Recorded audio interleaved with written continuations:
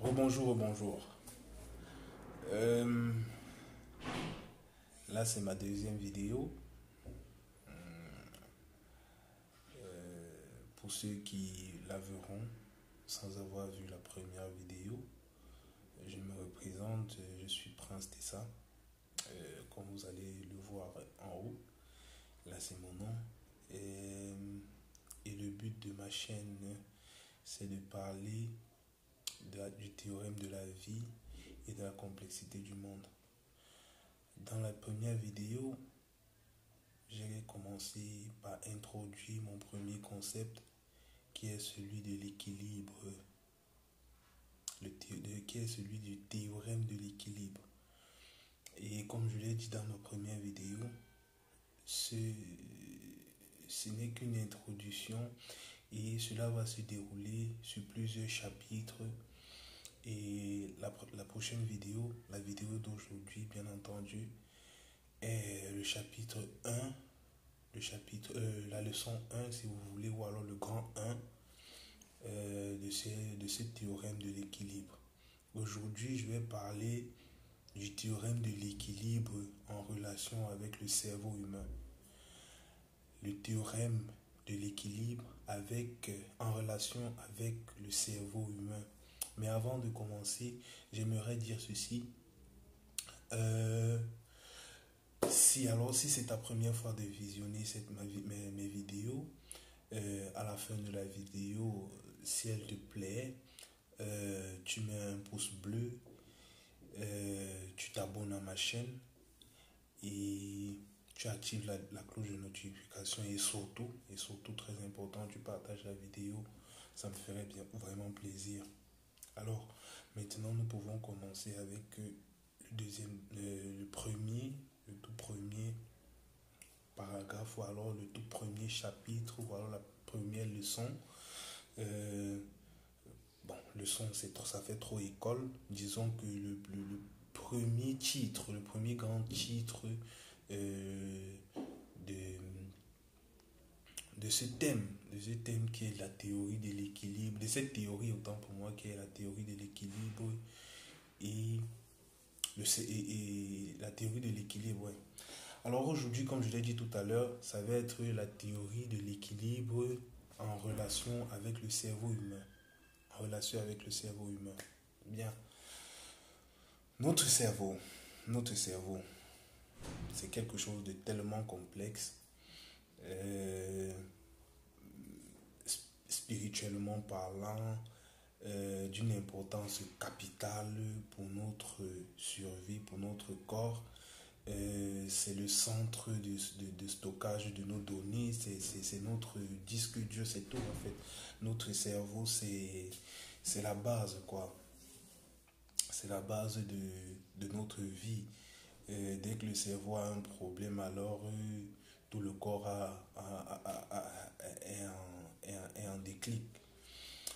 Alors, le cerveau humain. Le cerveau humain, dans sa plus grande complexité, c'est-à-dire le cerveau humain, dans sa conception la plus complexe a été conçu avec un schéma, a été conçu avec un schéma bien défini et a été doté de deux parties très importantes. Ces deux parties sont le cerveau conscient et le cerveau subconscient. Donc, c'est-à-dire, dans notre tête, il y a ce qu'on appelle le conscient et le subconscient. Alors, qu'est-ce que ces deux parties font? Le subconscient est encore appelé cerveau de nuit. Et c'est encore appelé cerveau de nuit. Et c'est ce cerveau de nuit-là qui permet le stockage de données, le stockage de flux de données qu'on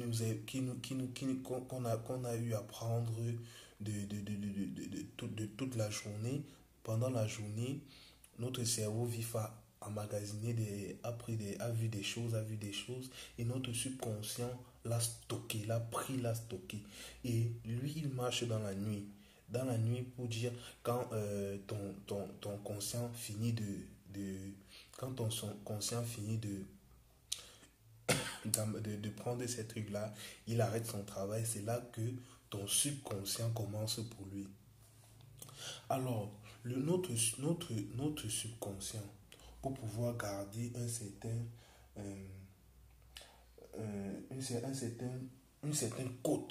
certaine cote, oui, entre le conscient, le subconscient et la vie physique, de tous les jours.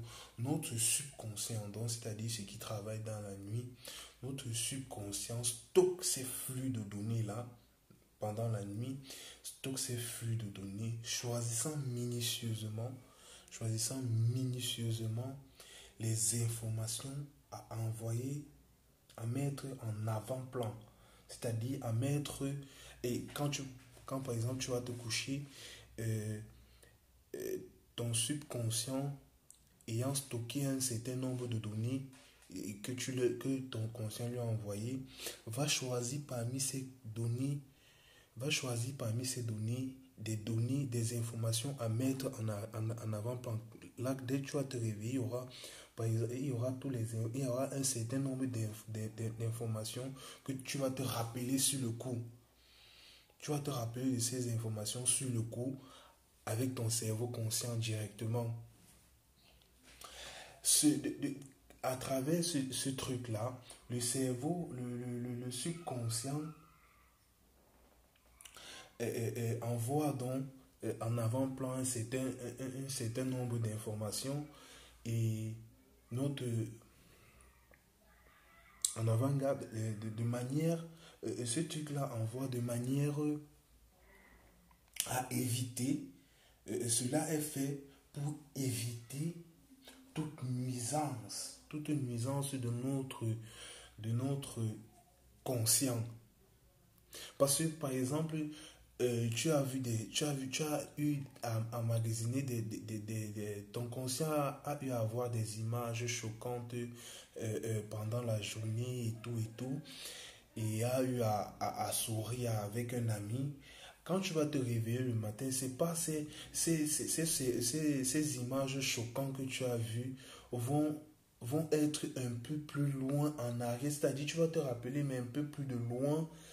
Et le sourire que tu as eu avec ton ami sera un peu plus proche, sera plus proche en avant dans ton conscient.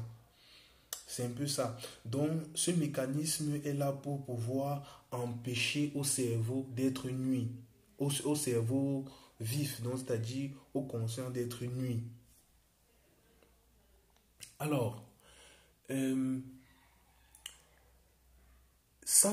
comme je le disais, les mauvaises images vont être en arrière, loin en arrière, mais ils seront toujours là. Ils seront là parce que le subconscient l'aura déjà stocké. C'est-à-dire, depuis que nous sommes nés jusqu'à aujourd'hui, en réalité, on a tous les données, on a tout ce qu'on a déjà vécu sur Terre, on l'a dans le cerveau.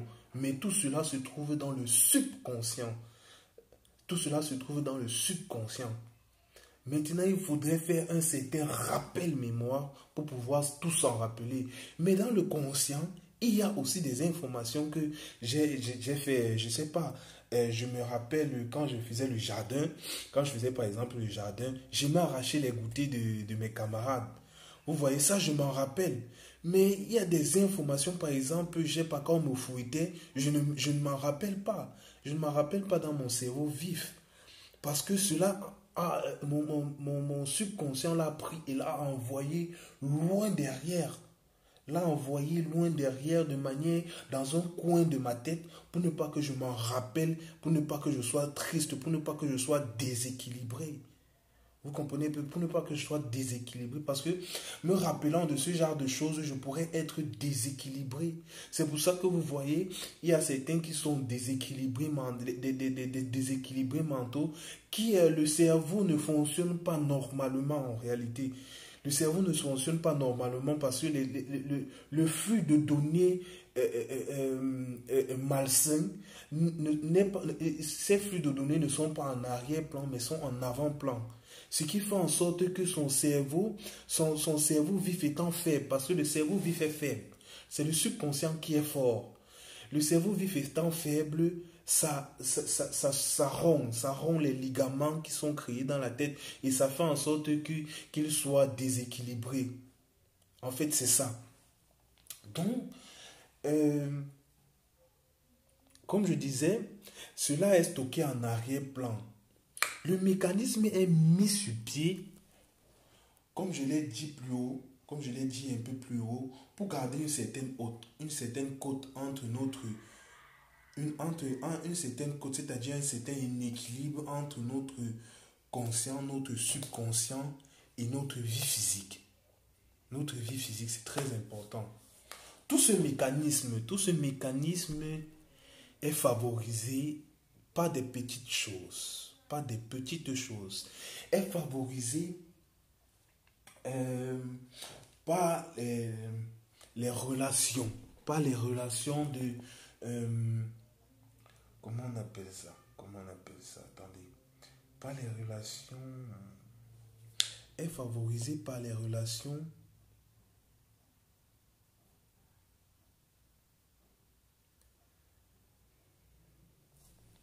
Est favorisé...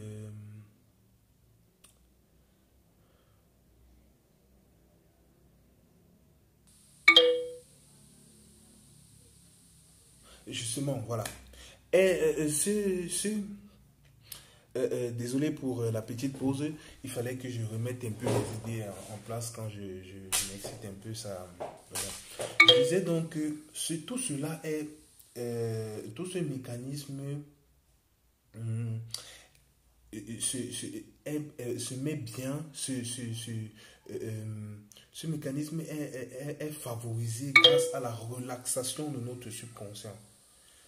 Notre subconscient doit être relaxé. Notre subconscient ne doit pas tout le temps seulement être agressé par les informations néfastes, par les informations du genre des morts, des blessés ou alors seulement des mathématiques et tout et tout. Notre subconscient doit être aussi caressé par les plaisirs de la vie. Parce que les plaisirs de la vie, ce sont les plaisirs de la vie qui font en sorte que notre subconscient soit, soit caressé, soit libéré de l'emprise des informations néfastes. Ces plaisirs de la vie sont physiques,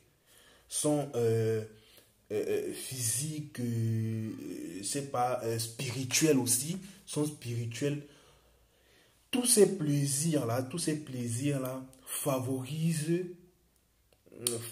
notre insertion et notre équilibre social. Très important. C'est pour ça que même à l'école, on va faire cours et à un moment donné, on va dire pause. Pause.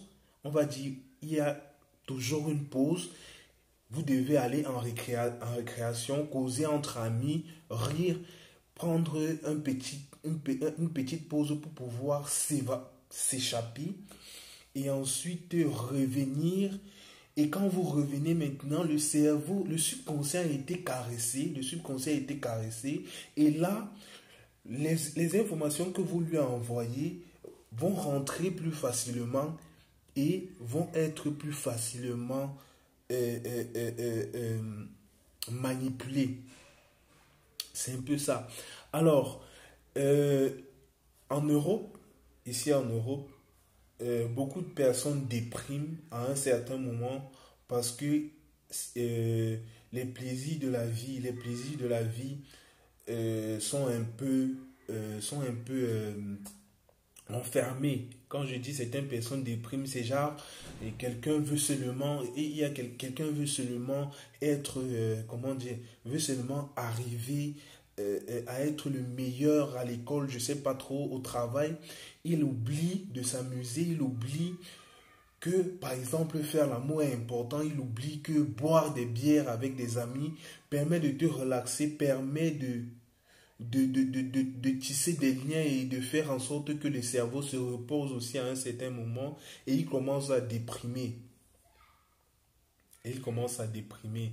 Donc, cela étant renoncer au plaisir, donc renoncer au plaisir, c'est-à-dire vouloir seulement se fuck up sur comment devenir ci, comment devenir ça, est une grande erreur parce que renoncer à cela et renoncer à ces plaisirs, c'est renoncer à notre équilibre, à l'équilibre de notre être, de notre devenir. C'est renoncer à l'équilibre que Dieu lui-même nous a donné. Parce que tous ces plaisirs-là, c'est Dieu qui nous a donné ces plaisirs. Voilà un peu. Et toujours est-il, il y a un petit hic dans le plaisir. Il ne faut pas confondre liberté et libertinage. Il ne faut pas confondre faire un peu avoir une pause et être toujours en pause. Avoir une pause signifie à un certain moment de la vie, dit que à un certain moment de la journée, par exemple, dit que je prends la pause, je m'en vais dormir, mais pas de dormir toute la journée. C'est un peu ça. Donc du coup, cela étant, il faut pouvoir joindre pause et travail en même temps pour pouvoir garder cet équilibre. Cet équilibre doit être, ces deux choses doivent être mises ensemble de manière intrinsèque, comme des coordonnées intrinsèques en physique. Ils doivent être simultanément mis ensemble. L'un ne peut pas aller sans l'autre. L'un ne peut pas aller sans l'autre et si l'un va sans l'autre, alors, on commence à être déséquilibré. Là, comme ça, nous arrivons au terme de cette vidéo. Comme je l'ai dit au début, si cette vidéo t'a plu, si tu n'es pas d'accord avec certains points que j'ai abordés, si tu trouves, je vais dire n'importe quoi de pas clair, de pas net, alors tu me le laisses en commentaire et moi je vais te répondre dans la prochaine vidéo. Si cela est pertinent, je te j'ouvrirai je ferai un certain débat sur cela. Alors n'hésitez pas à laisser des critiques, n'hésitez pas à laisser des commentaires, liker, partager et surtout abonnez-vous et activez la notification, la cloche de notification parce que mes prochaines vidéos arrivent très bientôt. J'ai décidé de laisser éclore toutes mes idées, toute ma pensée sur la vie, toute ma pensée sur le commun des mortels. Et surtout, sur ce, portez-vous bien et au prochain rendez-vous dans quelques jours. Merci.